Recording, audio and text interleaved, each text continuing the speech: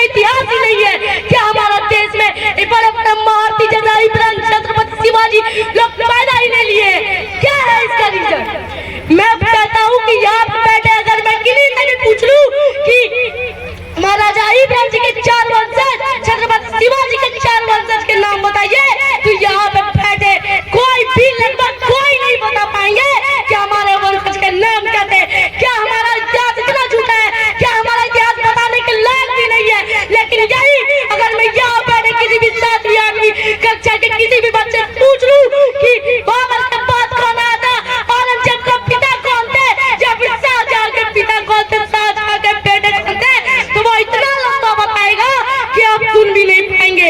मैं कहना चाहता हूँ कि हमारा इतिहास के बारे में अगर हमें ही नहीं पढ़ाया जाएगा तो हम किस तरह से आगे बढ़ेंगे? अरे मैं कहता हूँ ये इतिहास हमें नहीं पढ़ाएगा कि ये नार के चौर में कूदी थी। अरे मैं कहता हूँ कि ये इतिहास हमें नहीं पढ़ाएगा कि एक महाराजा इब्राहिम भी थे जो कि अन्याय से लड़ते लड़ते जान गंवा बैठे। अरे मैं कहता हूँ ये इतिहास हमें नहीं पढ़ाएगा कि एक थे छत्रपति शिवाजी जो शेर से लड़ने की ताकत रखते थे। अरे मैं कहता हूँ ये इतिहास में नहीं बताएगा कि क्या महाराणा प्रताप जो कि बीचों बीच काट डाले थे घोड़ा समेत। अरे ये इतिहास में नहीं बताएगा कि कौन से गुरु गोविंद सिंह के बच्चे जिन्हें जिंदा दीवार में चुनवा दिया गया था। अरे मैं कहता हूँ हमारा इतिहास अगर हमें नहीं बता पाएगा, लेकिन हाँ हमारा इतिहास हमें बड़े विस्तार से बताएगा कि बाबर का बेटा हुमायूं था, हुमायूं का बेटा अकबर था, अकबर का बेटा जहांगीर था, जहांगीर का बेटा औरंगजेब था।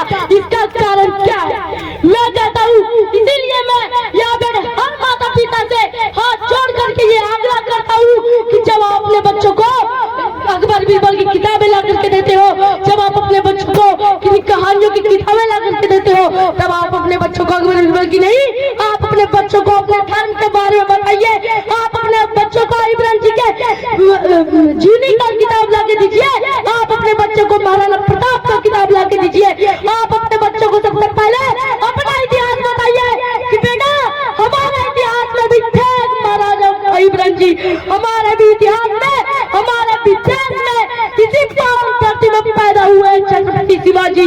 मैं कहता हूँ ये इतिहास हमें तो आगे जाकर बताएगा ही, आपके बच्चों को आगे जाकर के बताएगा ही कि कौन था ब्रिटिश लॉरेंस वॉरेंस, अरे कौन था बाबर, कौन था हुमायूं, कौन था अकबर। लेकिन ये इतिहास हमें नहीं बताएगा कि कौन था छत्रपति शिवाजी, ये इतिहास हमें नहीं पढ़ाएगा कि कौन था महाराजा इब्राहिम जी। अगर मैं किसी भी व्यक्ति से पूछ लूं जो वर्णवाल नहीं है तो वो इस बात का भी जवाब नहीं दे पाएंगे कि 26 तारीख को क्या है। मैं कहता हूँ 25 तारीख के बारे में आप जानते हैं, जबकि आपके उस धर्म में भी नहीं है, लेकिन आपके जो धर्म में वही बात अगर आप नहीं जानते तो कितनी बड़ी लज्जा की बात है, ये मैं बयान नहीं कर सकता। इसीलिए मैं हर माता पिता से यह आग्रह करता हूँ कि वो आप अपने बच्चों को किताबें ला करके दो, तो अपने इतिहास के बारे में ला करके दो।